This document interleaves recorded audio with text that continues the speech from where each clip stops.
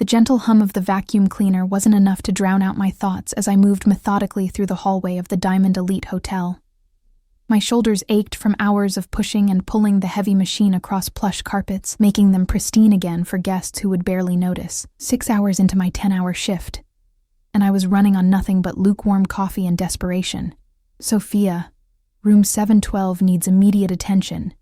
VIP guest," crackled Mrs. Reynolds' voice through my walkie-talkie, the static making her sound even more irritated than usual. I sighed, wiping sweat from my forehead with the back of my hand. "On my way," I responded, knowing that arguing would only make things worse. I needed this job, needed it desperately enough to swallow whatever pride I had left after 6 months of scrubbing toilets and changing sheets for people who couldn't even remember my name.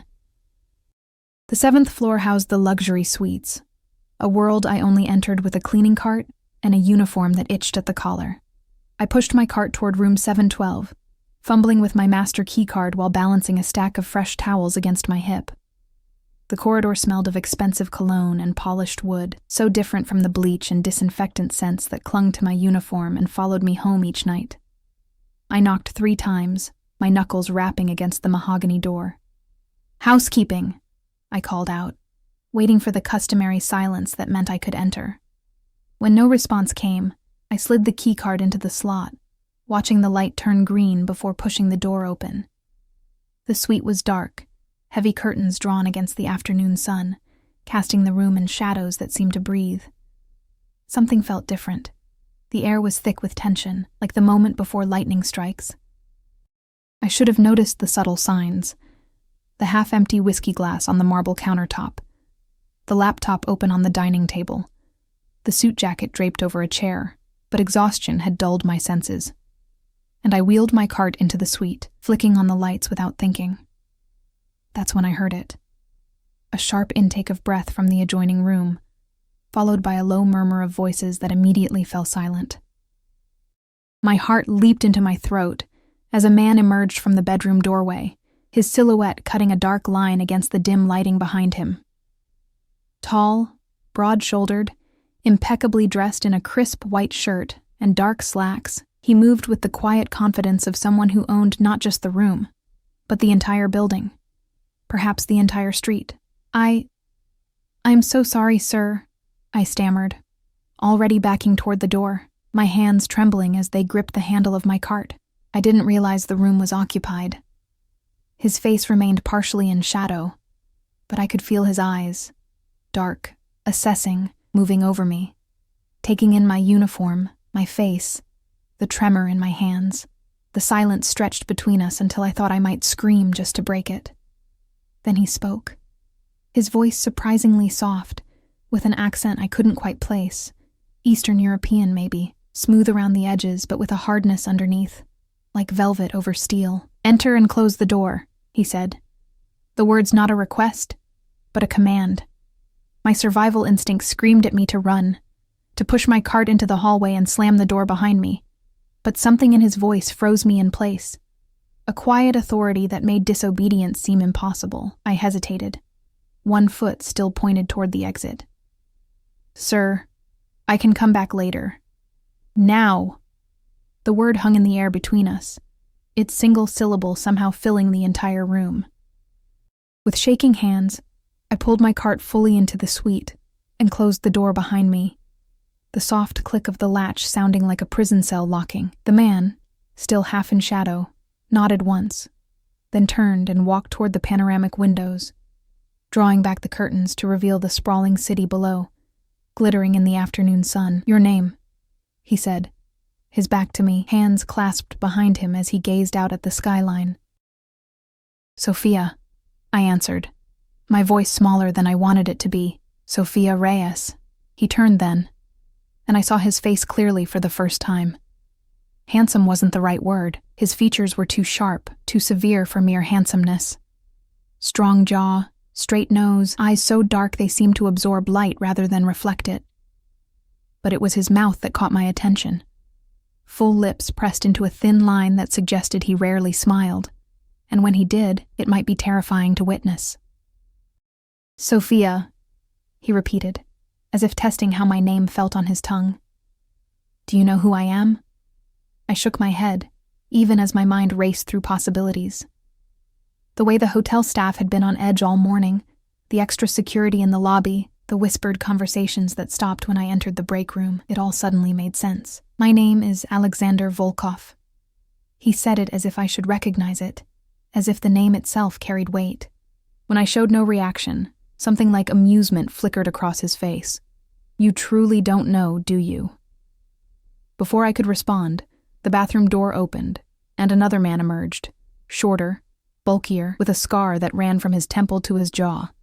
He took one look at me and reached inside his jacket, his movement fluid and practiced. Mikhail, Volkov said quietly, raising a hand. It's fine. Ms. Reyes was just leaving. The man, Mikhail, withdrew his empty hand but kept his eyes on me, unblinking, assessing. I felt the blood drain from my face as realization dawned. The subtle bulge under his jacket wasn't a cell phone. I should go, I whispered, already backing toward my cart. Not yet. Volkov moved closer, close enough that I could smell his cologne, something expensive and subtle, like cedar and smoke. You interrupted something important, Sophia. And now I find myself curious, my heart hammered against my ribs. About what, sir? About you. He circled me slowly, like a predator sizing up prey. About why you're working as a maid in a luxury hotel when your hands suggest you're educated. Piano lessons, perhaps? I swallowed hard, unsure how he had noticed the calluses on my fingertips from years of playing. I need the money, I said simply, honesty spilling out before I could stop it. My father's medical bills. Ah, he said, as if I'd confirmed something he already suspected. Family, the most powerful motivator. He stopped in front of me again, close enough that I had to tilt my head up to meet his gaze. What would you do for your family, Sophia Reyes? The question hung between us, loaded with implications I didn't want to consider. Before I could answer, a phone rang. Not the standard ringtone, but a classical piece I vaguely recognized. Volkov extracted a sleek black phone from his pocket, glanced at the screen, and answered in a language I didn't understand, his voice dropping to a low murmur. While he spoke, Mikhail moved to stand by the door, effectively blocking my exit. I stood frozen, clutching my cart handle like a lifeline, my mind racing through scenarios, each one worse than the last. Whatever I had walked into was dangerous. I could feel it in the air, in the way these men moved, in the careful way Volkov chose his words, even in a language I couldn't understand. When he ended the call, Volkov turned back to me, his expression unreadable. It seems we have a problem, he said, sliding the phone back into his pocket. You've seen something you shouldn't have. I blinked, confused. I haven't seen anything. The laptop, he interrupted, gesturing to the open computer on the dining table. The papers beside it. The men who were here before you entered. Only then did I notice the leather briefcase on the floor beside the table, papers spread out, some with what looked like blueprints or floor plans. My stomach dropped as I realized what this might mean. I didn't look at anything, I said quickly, panic rising in my throat. I swear, I just came in to clean. I believe you, Volkov said, surprising me. But belief isn't the issue here. Security is. He studied me for a long moment, his dark eyes unreadable. You have a choice to make, Sophia Reyes. A simple one, really. Mikhail shifted his weight, the floorboard creaking beneath him, and I flinched at the sound. Work for me, Volkov said, the offer hanging in the air between us like smoke. Exclusively. Double whatever this hotel pays you, plus expenses. I stared at him, certain I had misheard. Work. For you? Doing what? His lips curved into something that wasn't quite a smile. Exactly what you're doing now. Cleaning, maintaining my private residences. The difference is you'll work only for me, and you'll be well compensated for your discretion. The implication was clear. Take the job or face consequences I didn't want to imagine. This wasn't a job offer. It was a beautifully wrapped threat.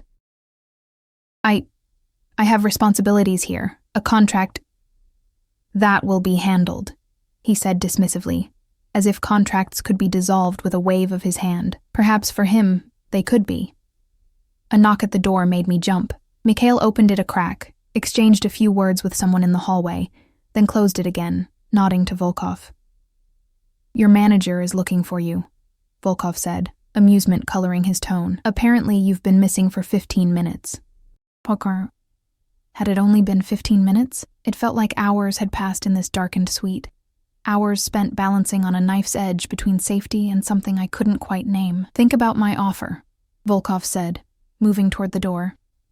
Mikhail will escort you downstairs to explain your absence. He reached into his pocket, extracted a business card, and held it out to me.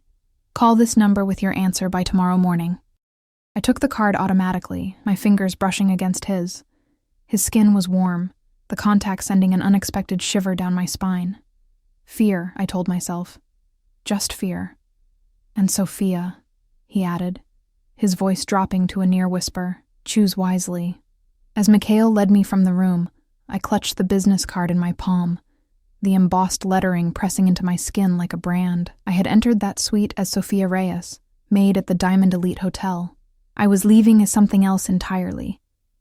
A woman with a dangerous secret, and a choice that wasn't really a choice at all. Outside the door, I took one last glance back. Alexander Volkov stood by the window again, his silhouette dark against the cityscape behind him.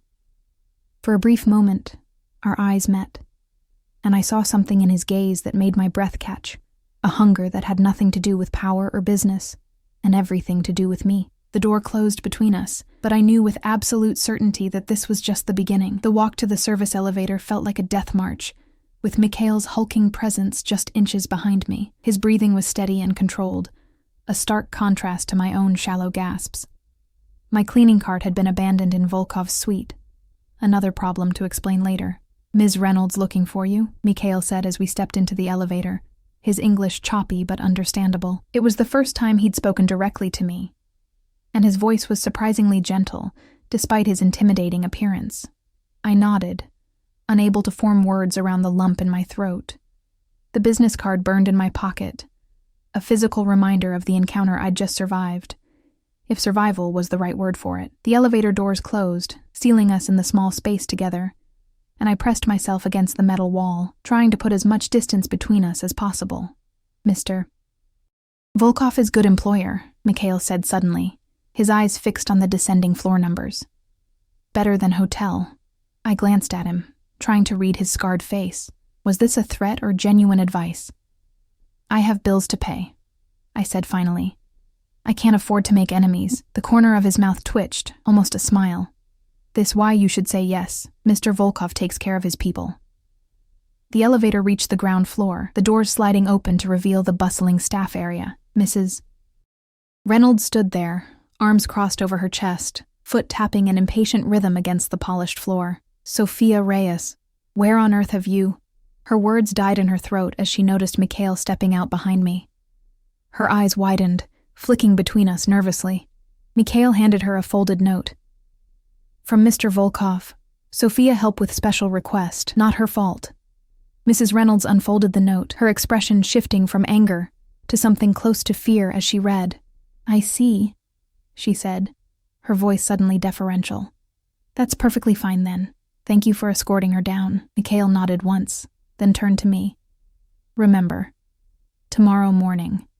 With that, he walked away, his broad shoulders parting the crowd of hotel staff who had gathered to witness my presumed downfall.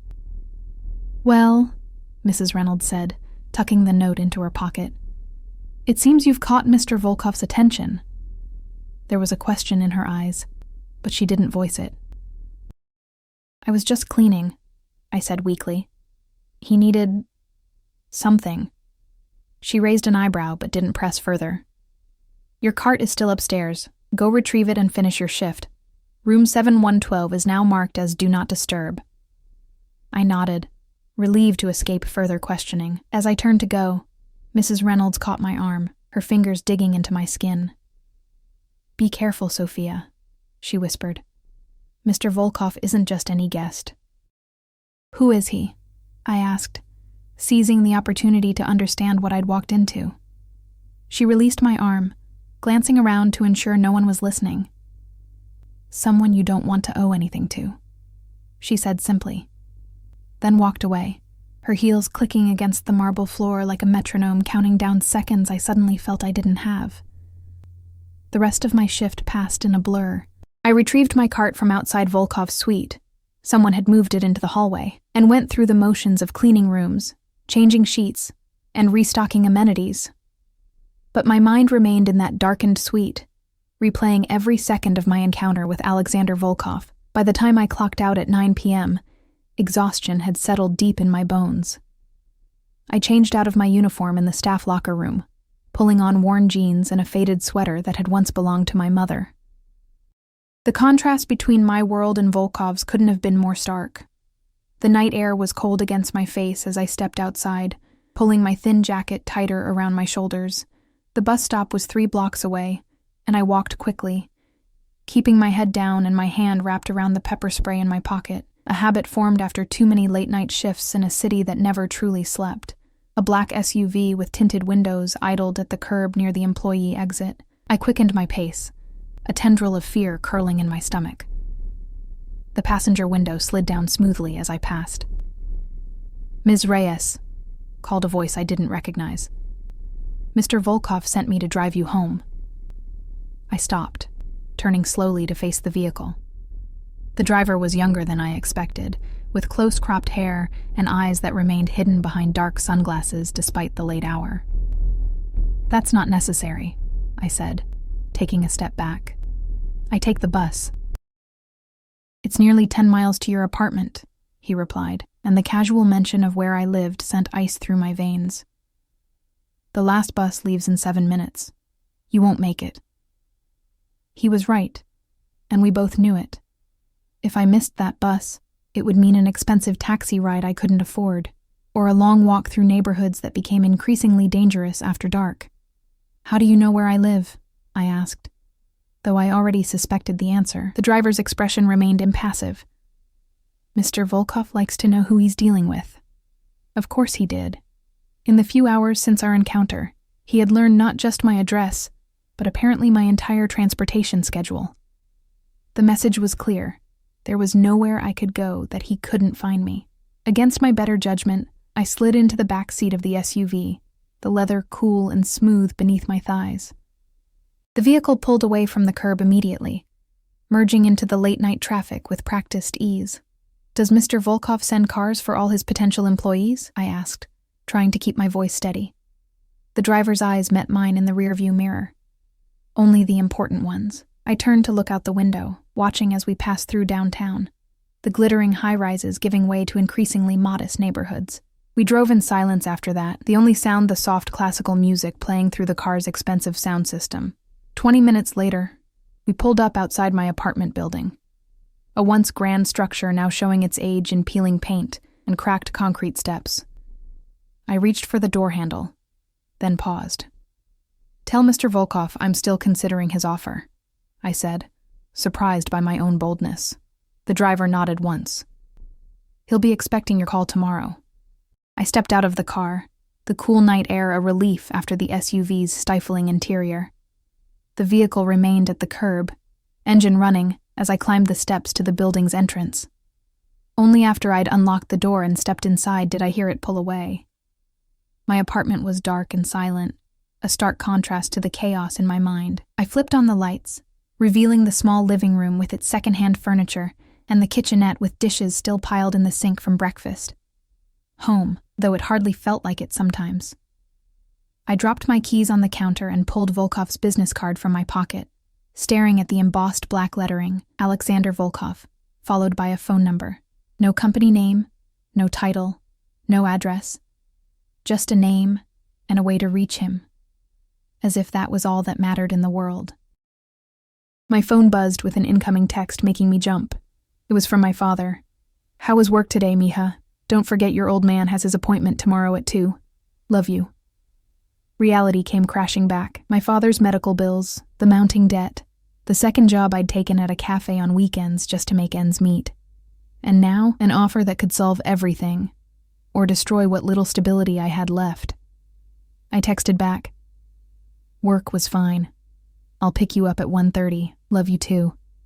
Setting my phone down, I moved to the window, pulling back the curtain to peer at the street below.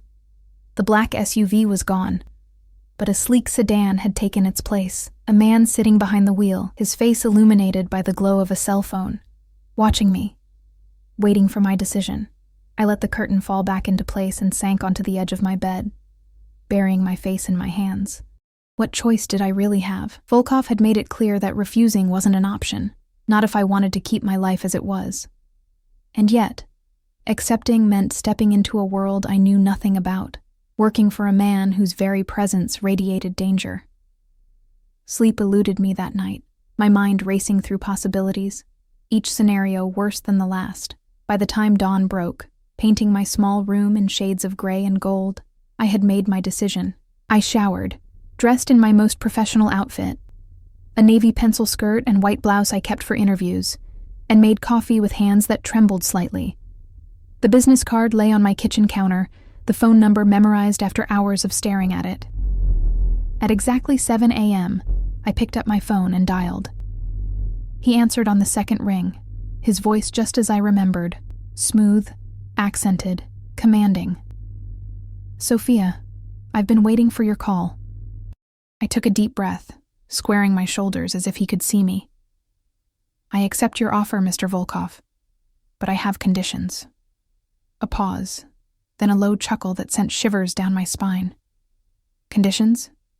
You surprise me, Ms. Reyes. I need to keep my current schedule 3 days a week," I said, forcing confidence into my voice. "My father has medical appointments I can't miss, and I want everything in writing: salary, expectations, benefits." Another pause, longer this time. I held my breath, wondering if I'd pushed too far. "Your loyalty to your father is commendable," he said finally. 4 days a week you work exclusively for me. The other 3 you're free to attend to your family obligations. As for the contract, Mikhail will deliver it today. Is that acceptable? I closed my eyes, relief washing over me. "Yes." "Good. A car will pick you up tomorrow morning at 8 a.m. Pack enough for a week away." My eyes flew open. "A week? But you said—" "I said you could keep your schedule 3 days a week. I didn't specify which days." His tone was final, brooking no argument. "The first week is training, at my estate upstate. Your father's appointments will be rescheduled." "How can you possibly—" "It's been handled, Sophia. Dr. Kessler has agreed to see your father next week instead. His calendar has been adjusted." The mention of my father's specialist, a doctor whose waiting list stretched months, rendered me speechless. In the space of a day, Volkov had not only learned where I lived, but had managed to rearrange my father's medical care. "Why me?" I asked, the question that had burned in my mind since yesterday finally spilling out. "Why go to all this trouble for a maid?"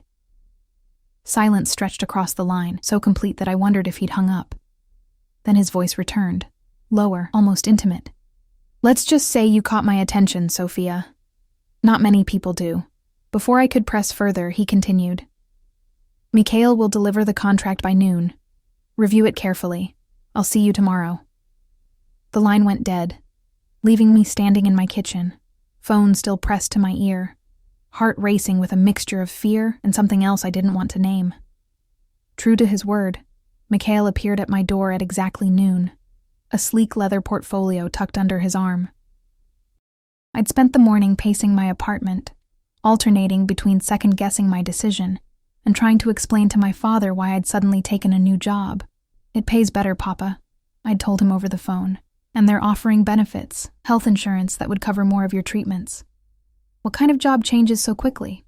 he'd asked, suspicion coloring his voice. My father might be ill, but his mind remained sharp. "Yesterday you were cleaning hotel rooms."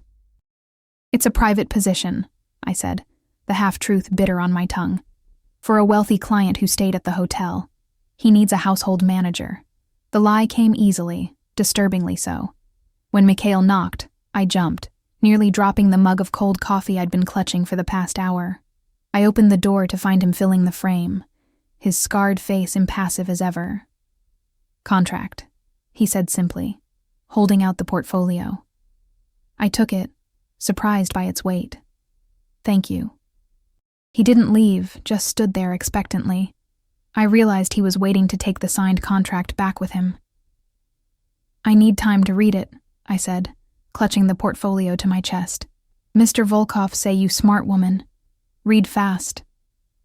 A hint of a smile touched his lips, gone so quickly I might have imagined it. I hesitated, then stepped back. "Would you like to come in? This might take a while." Mikhail entered my small apartment, his bulk making the space seem even smaller. He glanced around, taking in the worn furniture, the family photos on the wall, the medical bills stacked neatly on the coffee table. His expression gave nothing away, but I felt exposed, vulnerable, as if he was cataloging every detail of my life to report back to his employer. "Coffee?" I offered, desperate to break the awkward silence.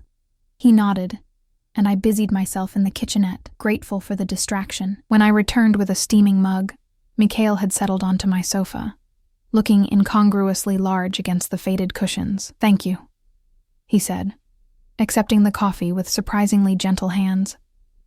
I noticed a tattoo peeking from beneath his cuff, intricate lines disappearing up his wrist. I sat across from him and opened the portfolio. Inside was a contract, professionally drawn up, outlining the terms of my employment with Alexander Volkov personally. Not a company or organization, just him. The salary made me gasp, 3 times what I currently made, plus housing, transportation, and comprehensive health insurance that would cover not just me but my father as well. My eyes caught on a clause midway through the document. Employee agrees to absolute discretion regarding all matters related to employer's business, personal affairs, associates, and activities, during and after the term of employment. Breach of confidentiality will result in immediate termination and legal consequences. Legal consequences. The words seemed to pulse on the page, their meaning clear despite the formal language. I flipped through the remaining pages, noting clauses about international travel, flexible hours, and a non-disclosure agreement that spanned 5 pages alone. Whatever Volkov was involved in, he was serious about keeping it private. "This is comprehensive," I said finally, looking up to find Mikhail watching me intently. "Mr. Volkov protect his interests," he replied with a shrug. "And his people." "And which am I?" I asked. "An interest or one of his people?" Mikhail's expression softened slightly. "Depends on you." I took a deep breath and signed the contract, my signature looking small and insignificant next to the dense legal text. As I handed the portfolio back to Mikhail, I couldn't shake the feeling that I'd just signed away more than my time. He tucked the portfolio under his arm and stood. "Car comes at 8 tomorrow. Pack light but nice.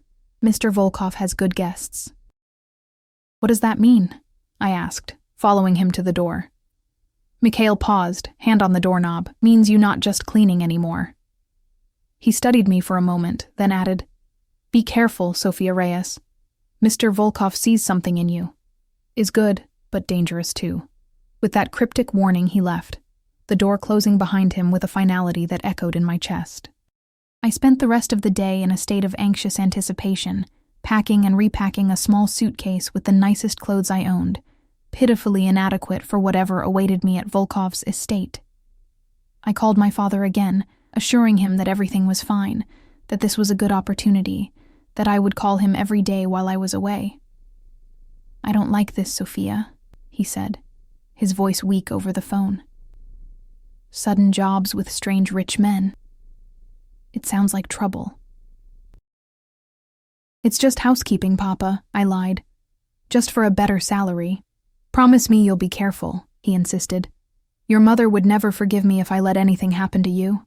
The mention of my mother, gone 3 years now, after a brief, brutal battle with cancer, sent a pang through my heart. "I promise," I whispered. That night, I barely slept, my dreams filled with dark hotel suites and shadowy figures. I woke at dawn, exhausted but too wired to go back to sleep. I showered, dressed in my most professional outfit again, this time paired with practical shoes I could work in, and waited, my packed bag by the door. At exactly 8 a.m., my phone buzzed with a text, downstairs. The same black SUV from 2 nights ago idled at the curb, the same driver at the wheel.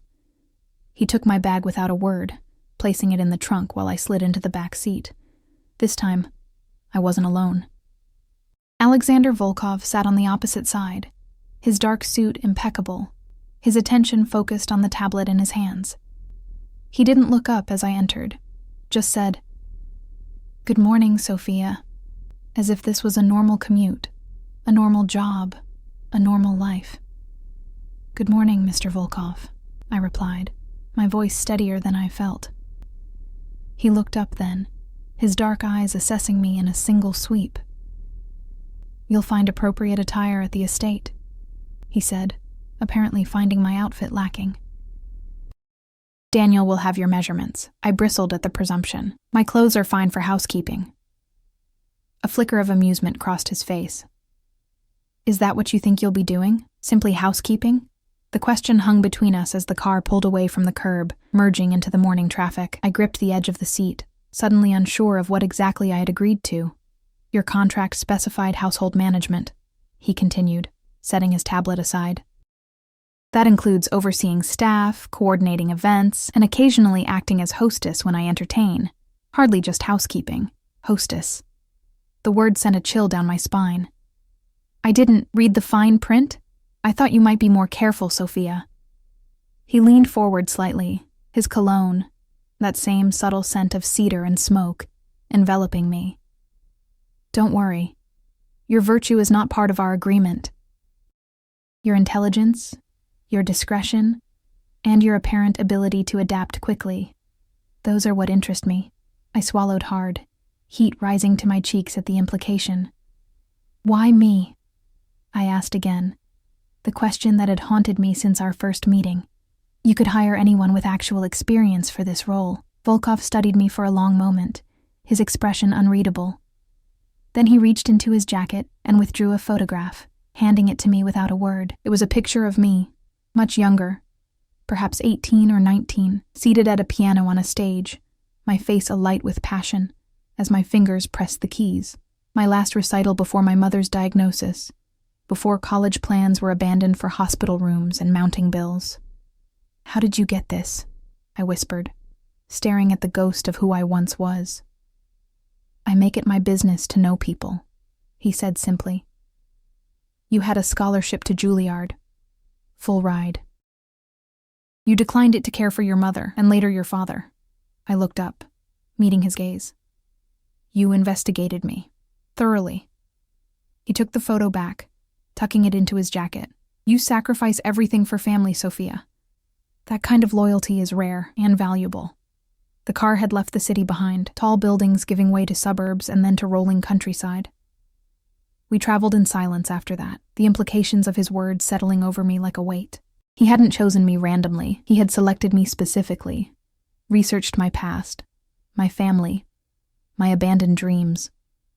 The realization was both terrifying and, in some strange way, flattering.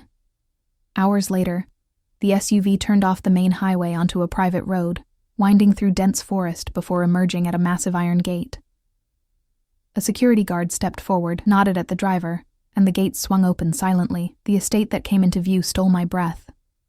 Estate was too modest a term for what was essentially a modern castle, a sprawling stone mansion with floor-to-ceiling windows that caught the midday sun, surrounded by manicured gardens, and what looked like several smaller guest houses scattered across the vast property.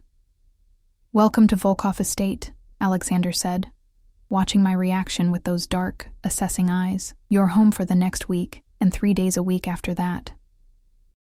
The SUV pulled up to the main entrance, where a line of staff stood waiting. A butler, several maids, a chef in whites, and a severe-looking woman in a crisp pantsuit. "Mrs. Petrov runs the household," Volkov explained as the driver opened my door. "You'll work directly under her until you learn the routines. After that, you'll report only to me." I stepped out of the car on shaky legs, overwhelmed by the grandeur before me and the impossible task ahead. Playing hostess for a man like Volkov? Overseeing a staff that clearly had more experience than I did? It was madness. As if reading my thoughts, Volkov placed a hand on the small of my back, guiding me forward. "You'll adapt, Sophia," he said, his voice low enough that only I could hear. "People like us always do. People like us." As if we had anything in common beyond the accident of our meeting. "Mrs. Petrov stepped forward, her gray hair pulled back in a tight bun, her expression making it clear she found me lacking. Ms. Reyes, she said with a slight accent similar to Volkov's. We've been expecting you. Behind her, the staff regarded me with varying degrees of curiosity and suspicion. I stood straighter, determined not to show fear, even as my heart raced with uncertainty. Mr. Volkov has guests arriving at 7, Mrs. Petrov continued. You'll observe tonight, assist tomorrow. Come, I'll show you to your quarters. My quarters turned out to be a suite larger than my entire apartment, with a bedroom, sitting area, and private bathroom complete with a marble-soaking tub. Floor-to-ceiling windows overlooked a secluded garden, autumn leaves creating a tapestry of red and gold against the emerald lawn. This is too much, I said as Mrs. Petrov showed me around. She gave me a look that suggested I was already testing her patience. Mr. Volkov insists his senior staff be accommodated properly. Your wardrobe is here. She opened double doors to reveal a walk-in closet already filled with clothing. Dresses, blouses, slacks, all in my size, the tags still attached. Daniel will see you at 3 for final fittings. I don't understand, I said, fingering the sleeve of a silk blouse that probably cost more than a month's rent. I'm just managing the household. Why do I need all this? Mrs. Petrov's thin lips pressed together. Mr. Volkov entertains important people. Business associates, political figures, celebrities. As his household manager, you represent him. Your appearance matters. She checked her watch. Lunch is at 1 in the staff dining room. I'll send someone to escort you. After that, I'll give you a tour of the property. With that, she left, closing the door behind her with a soft click. I sank onto the edge of the bed, running my hands over the plush duvet. What had I gotten myself into? I unpacked my meager belongings, hanging my clothes in a corner of the massive closet where they looked shabby and out of place next to the designer labels. In the bathroom, I found toiletries arranged in neat rows. Expensive brands I'd only seen in magazines. Everything spoke of wealth, of a world so far removed from my own that it might as well have been another planet. At 1 o'clock precisely, a knock came at my door. A young woman stood there, perhaps a few years younger than me, with honey blonde hair and a friendly smile. Hi, I'm Lily, she said, extending her hand. Mrs. Petrov sent me to show you to lunch. I shook her hand, relieved to see a friendly face. Sophia, thanks for coming to get me. This place is like a maze. You'll get used to it, she said, as we walked down a wide corridor lined with artwork I suspected might be original masterpieces. I've been here 6 months, and I only got lost twice last week. She laughed, the sound bright and genuine. I found myself smiling in response. What do you do here? I asked.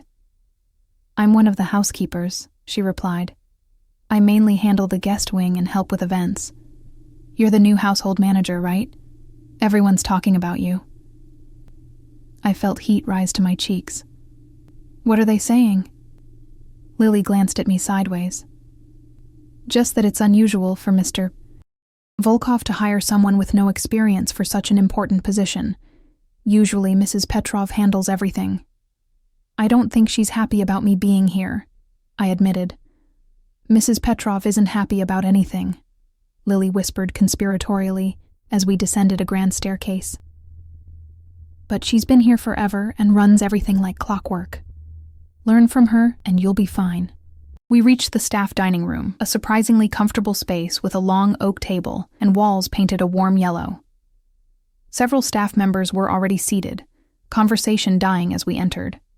Everyone, this is Sophia, the new household manager, Lily announced, guiding me to an empty chair. Nods and murmured greetings followed, some genuinely welcoming, others coolly polite. I recognized the chef from earlier, a middle-aged man with laugh lines around his eyes who introduced himself as Anton. Welcome to the madhouse, he said with a wink. Don't let this lot intimidate you. They're all bark, no bite. Lunch was a simple but delicious affair. Roasted chicken, fresh vegetables, and crusty bread that Anton proudly announced he had baked that morning. The conversation flowed around me, staff discussing preparations for the evening's dinner party. I listened carefully, trying to absorb as much as possible. 8 guests, said a stern-looking woman I learned was the head housekeeper.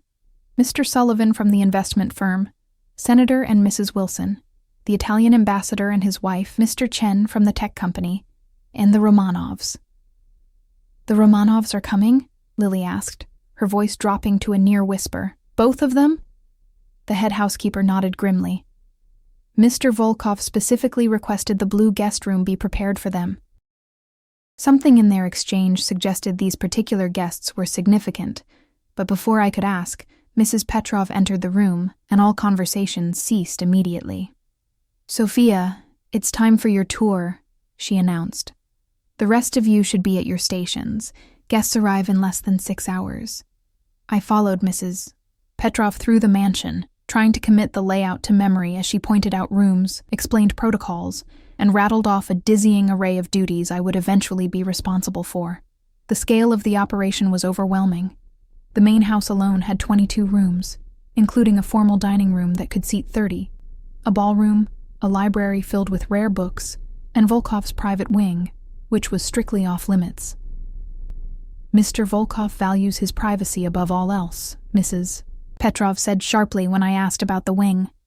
"You will never enter unless specifically invited." By the time we finished the tour, my head was spinning with information. Mrs. Petrov led me to a small office adjacent to the kitchen, where a computer and stacks of binders awaited. These contain everything you need to know: staff schedules, vendor contacts, guest preferences, security protocols. She tapped the tallest stack.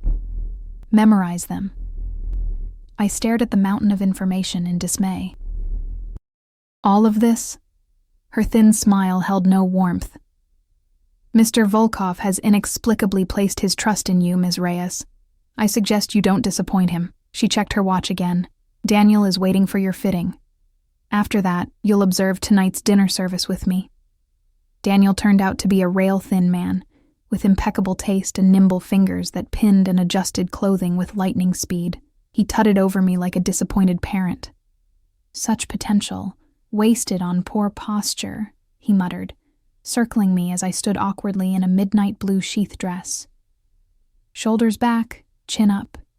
You're representing Alexander Volkov now." After an hour of fittings and impromptu posture lessons, I was released to my suite to prepare for the evening. I showered and dressed in the blue dress Daniel had selected, paired with modest heels that I could actually walk in. The woman who looked back at me from the mirror was a stranger, polished, elegant, a far cry from the hotel maid of just days ago. At precisely 6 o'clock, Mrs. Petrov knocked on my door, giving me a critical once-over before nodding curtly. "Acceptable. Come, the staff is assembling for final instructions." Downstairs, the transformation was complete. The already immaculate house now gleamed with additional polish. Fresh flowers adorned every surface, and staff dressed in formal uniforms stood at attention. Mrs. Petrov ran through the evening's timeline with military precision, assigning tasks and emphasizing the importance of discretion. "Remember, what you see and hear tonight stays within these walls," she concluded, her gaze lingering on me. "Mr. Volkov's guests value their privacy as much as he values his." At 6:45, Alexander Volkov emerged from his private wing, and my breath caught in my throat. He'd been imposing in a business suit, but in formal evening wear, a perfectly tailored tuxedo that emphasized his broad shoulders and lean frame. He was devastating. His dark hair was slicked back, accentuating the sharp angles of his face, and his eyes, when they found mine across the foyer, seemed to burn with some unnamed intensity. He crossed to where I stood slightly apart from the other staff, Mrs. Petrov hovering nearby. "Sophia," he said, his voice a low rumble that seemed to vibrate through me. "The dress suits you." "Thank you, Mr. Volkov," I replied, fighting to keep my voice steady. "Daniel has excellent taste." The corner of his mouth lifted in what might almost be a smile. "Indeed. Tonight you'll observe. Tomorrow you'll participate. Pay attention to the Romanovs in particular. They're important business partners." Before I could ask what kind of business, the sound of vehicles on the gravel driveway signaled the arrival of the first guests. Volkov moved to the entrance, and I took my place beside Mrs. Petrov, trying to ignore the speculative glances from the other staff. What followed was a masterclass in power, politics, and the subtle art of influence. I watched as Volkov greeted each guest with perfectly calibrated warmth, effusive with the senator, respectful with the ambassador, coolly professional with the businessman. But it was his interaction with the Romanovs that caught my attention. Dmitry Romanov was older than I expected, perhaps in his 60s, with steel-gray hair and a face that might have been handsome before time, and what looked like hard living had carved deep lines into it. His wife Irina was decades younger, closer to my age than his, with the kind of cold beauty that belonged on magazine covers. The moment they entered, the atmosphere in the room shifted. Volkov's greeting was formal, almost stiff, though his words were welcoming enough. Dmitry's response was equally reserved, while Irina's eyes swept the room with calculated disinterest until they landed on me. Her perfect eyebrows rose slightly, and she whispered something to her husband that made him glance in my direction. Throughout dinner, which I observed from the periphery under Mrs. Petrov's watchful eye, I noticed the tension between Volkov and the Romanovs. It wasn't overt, nothing so crass as raised voices or pointed remarks, but it was there in the careful way they spoke to each other, in the way Volkov's jaw tightened whenever Dmitry spoke, in the lingering looks Irina cast in Volkov's direction when her husband's attention was elsewhere. "Political allies?" I whispered to Mrs. Petrov as we watched the dinner service from the doorway. Her expression remained impassive. "Complicated," she replied, which told me nothing and everything at once. After dinner, the party moved to the library for drinks. I followed at a discreet distance, maintaining the careful invisibility of good service while absorbing everything. The conversation flowed from business to politics to art, Volkov steering topics with subtle skill. I began to understand why he needed someone like me, someone who could observe, remember, and recognize the undercurrents that ran beneath the polite conversation. As the evening wore on, I noticed Dmitry Romanov becoming increasingly inebriated, his voice growing louder, his gestures more expansive. Irina watched him with thinly veiled disgust, while Volkov remained perfectly composed, though I caught the slight tightening around his eyes that suggested his patience was wearing thin. Shortly after midnight, Volkov caught my eye and tilted his head slightly toward the door, a silent command to follow. I slipped away from Mrs. Petrov and met him in the hallway. "The Romanovs will stay the night," he said, without preamble. "Dmitry is in no condition to travel. Make sure their suite is prepared, and arrange for a car tomorrow afternoon." I nodded, mentally reviewing what I'd learned about the blue guest room. "Is there anything specific they require?" Volkov's expression was unreadable. "Irina prefers orchids. White. Make sure there are fresh ones in their room." He hesitated, then added, "And Sophia, have Mikhail stationed in the hallway outside their suite tonight, as a precaution."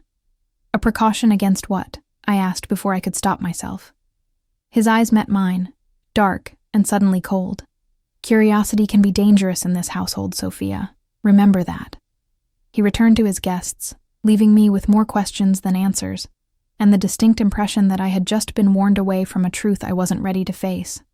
The next morning dawned gray and misty, rain pattering against my windows like nervous fingers. I'd slept fitfully, dreams filled with cold-eyed women and cryptic warnings. At precisely 6, a soft knock announced the arrival of my wake-up call, a maid bearing a silver tray with coffee and a note written in a bold, slashing hand. "Breakfast in my study, 7 a.m., AV." I dressed carefully in one of the outfits Daniel had selected, a charcoal pencil skirt and cream silk blouse that felt like wearing liquid against my skin. As I made my way through the quiet mansion, I noticed Mikhail standing outside the blue guest room, his posture alert despite having been there all night. He nodded once as I passed, a gesture that felt almost like respect.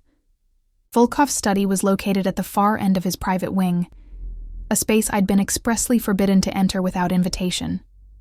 I hesitated at the threshold, suddenly aware that crossing it would represent another boundary blurred, another step deeper into whatever web Alexander Volkov was weaving around me. I knocked softly. "Enter," came his voice from within. The study was everything I expected and nothing I imagined. Walls lined with books in multiple languages, a massive desk of polished walnut, windows overlooking the mist-shrouded gardens. What surprised me was its warmth, the lived-in feeling of a space that was actually used rather than merely showcased. Volkov sat behind the desk, already immaculately dressed in a charcoal suit despite the early hour. He motioned to a chair across from him where a breakfast spread waited, pastries, fruit, more coffee. "Did you sleep well?" he asked, closing the laptop before him. "Well enough," I replied, taking the seat he indicated. "The Romanovs?" "Still asleep." He studied me over the rim of his coffee cup. "What did you observe last night, Sophia?" I hesitated, selecting a strawberry to buy time.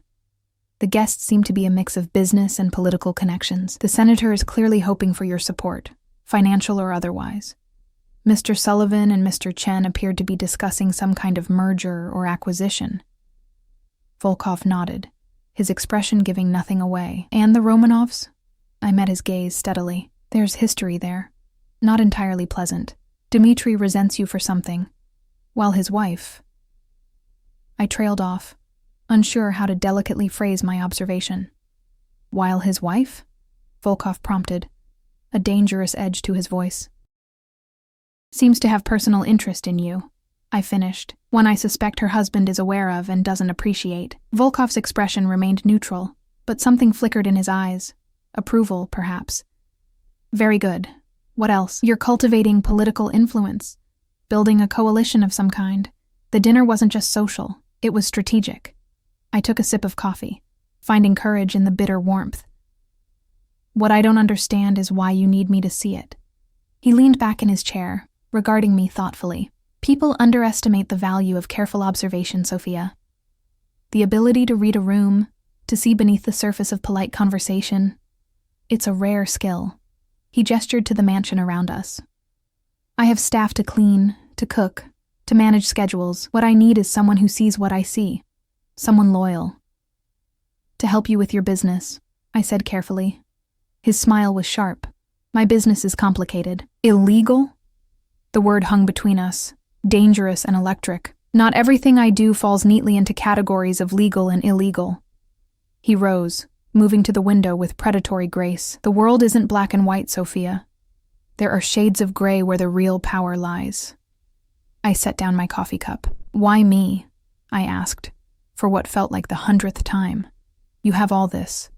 Power, influence, wealth. Why pull a hotel maid into your world?"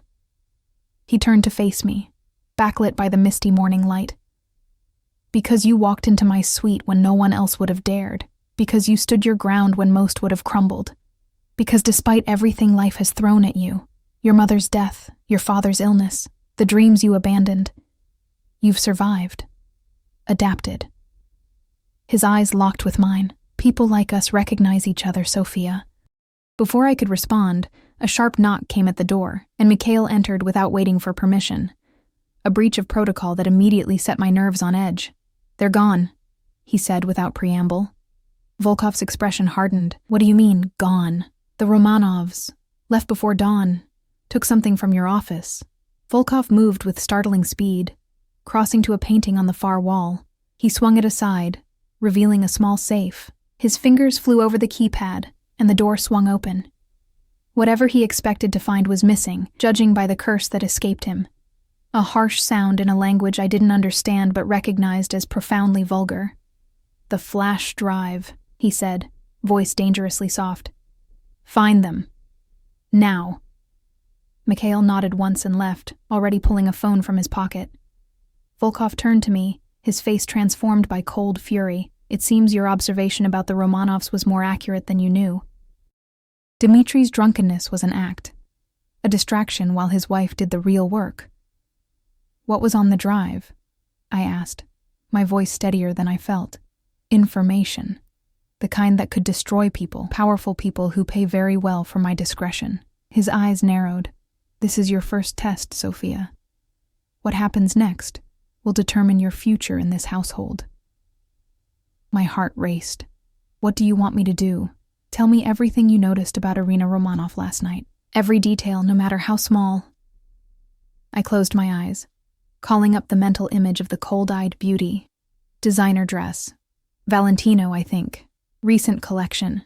She wore minimal jewelry except for a large diamond ring and a thin gold chain around her neck. I opened my eyes. The chain had something attached to it. A pendant or charm that she kept touching whenever she spoke to you. Volkov nodded, encouraging me to continue. She drank sparingly, 1 glass of wine with dinner, a half glass of brandy after. She excused herself twice during the evening. Once before dessert, once during drinks in the library. I frowned, remembering. The second time, she was gone longer. 15 minutes, maybe 20. Where did she go? Volkov pressed. I assumed the restroom, but I hesitated. Mrs. Petrov sent me to check on the kitchen at that point. I wasn't watching. Volkov paced the study, energy radiating from him like heat. She knows the layout of this house. She's been here before, many times. He glanced at me sharply. Years ago, Irina and I were involved before her marriage to Dmitri. She knows my habits, my security protocols. The revelation shouldn't have surprised me. Yet I felt an unexpected twist of something that felt dangerously like jealousy. I pushed it aside. Your office. Would she know how to access it? Possibly. He moved to his desk, pressed a button underneath. A panel in the bookshelf slid aside, revealing monitors displaying security feeds from throughout the property. Let's find out. For the next hour, we reviewed footage from the previous night, tracking Irina's movements through the mansion. Her second absence from the library was telling. She hadn't gone to the restroom but had slipped upstairs, moving with practiced ease through corridors and past security measures. There, Volkov said, pointing to a feed showing Irina emerging from a room I recognized as his private office. 4:37 a.m. Dmitri created a disturbance in their suite to distract Mikhail while she retrieved whatever she had hidden there earlier. His phone rang, and he answered with a terse, "Report." I watched his expression shift as he listened, cold calculation replacing anger. Understood. Proceed as planned. He ended the call, turning to me. They've been located. A private airfield 30 miles north. The plane is being delayed with mechanical issues while my people move into position. A chill ran down my spine. What will happen to them? Volkov's expression was unreadable. That depends on what you think should happen, Sophia. I blinked, caught off guard. Me? Why would my opinion matter? Because I'm curious about your moral compass. He moved closer, his proximity making it hard to think clearly. Dmitri Romanov is not an innocent man. He's responsible for trafficking operations across 3 countries, laundering money through charities meant to help children. Irina is his willing accomplice. They've stolen information that, in the wrong hands, could compromise people who trust me to protect them. His eyes locked with mine. What would you have me do? I swallowed hard. Is this what you do? Collect secrets and sell protection? Information is power, he said simply. I provide security to those who need it. Leverage against those who deserve it. The world runs on secrets, Sophia. I merely ensure they flow in the right direction. And the Romanovs are attempting to blackmail me, to force my cooperation in their more unsavory ventures. I took a deep breath. There must be a way to retrieve what they stole without bloodshed. Something like approval flickered in his eyes. Compassion, even for enemies. Interesting. He returned to his desk, pressed another button on his phone. Mikhail, change of plans. Retrieval only, no permanent solutions. Relief washed over me, though I wasn't entirely sure why. These people were criminals, Volkov included. I had no illusions about that, and yet the thought of having their deaths on my conscience was unbearable. Thank you, I said quietly. Volkov studied me, head tilted slightly. Don't thank me yet, Sophia. The day is young, and your real test is just beginning. Over the next few hours, I witnessed firsthand the scope of Volkov's operation. His estate wasn't merely a home, but the nerve center of a vast network. Staff I had assumed were merely household employees revealed themselves as operatives with specialized skills. Lily, the friendly housekeeper, turned out to be a computer expert who could hack into any system. Anton, the jovial chef, was an ex-military strategist who coordinated field teams with terrifying efficiency. And at the center of it all was Alexander Volkov, orchestrating every move with the precision of a chess master. I watched him work, issuing commands, analyzing information as it came in, 3 steps ahead of everyone else in the room. It was terrifying and, God help me, fascinating. By mid-afternoon, word came that the flash drive had been recovered. The Romanovs had been allowed to leave, shaken but unharmed, with a clear understanding that any further attempts would be met with less mercy. They'll go to ground for a while, Volkov said as the room cleared, leaving us alone again. When they resurface, it will be with a different approach. I sank into a chair, emotionally and physically exhausted. Is this what my job will be, helping you manage this? He approached slowly, coming to stand before me. This is who I am, Sophia, what I do. The question is whether you can accept it, accept me as I am. I looked up at him, this dangerous man who had pulled me into his world. Why does it matter what I think? You could have anyone. Not anyone, he said softly. Someone loyal, someone intelligent, someone who sees me clearly and doesn't flinch. His hand reached out, fingers brushing my cheek with surprising gentleness. Someone like you. The touch sent electricity through me, a current of awareness that had been building since that first moment in the hotel suite. I should have been repulsed, should have recoiled from this man and everything he represented. Instead, I found myself leaning into his touch, drawn to the darkness and light that seemed to war within him. I don't know if I can be what you need, I whispered. His smile was soft, genuine in a way I hadn't seen before. You already are, he said. The question is whether I can be what you deserve. In that moment, looking up at Alexander Volkov, I realized I had crossed a line from which there was no return. I had glimpsed his world, the power, the danger, the complex morality that governed it, and some part of me wanted to understand it better, to understand him. I'm staying, I said, the decision crystallizing as I spoke it, not because I have no choice, but because I choose to. But I have conditions. His eyebrow raised slightly. More conditions? My father's care continues, regardless of what happens between us. You never ask me to compromise my core values. And you tell me the truth, always, even when it's ugly. He considered this, then nodded once. Accepted. And in return? Loyalty, I said simply. For as long as you earn it. Alexander extended his hand to me, and I took it, allowing him to pull me to my feet. We stood face to face, a new understanding between us, not quite trust, not yet, but the foundation for it. Whatever came next, whatever this dangerous dance between us became, I would face it with open eyes. Welcome to my world, Sophia Reyes, he said softly. And despite everything, despite the danger and the moral ambiguity and the uncertain future that stretched before us, I smiled. For the first time in years, I felt fully alive, standing at the edge of something both terrifying and exhilarating. Thank you, Alexander, I replied, using his first name deliberately, claiming this small power for myself. I think I might belong here after all.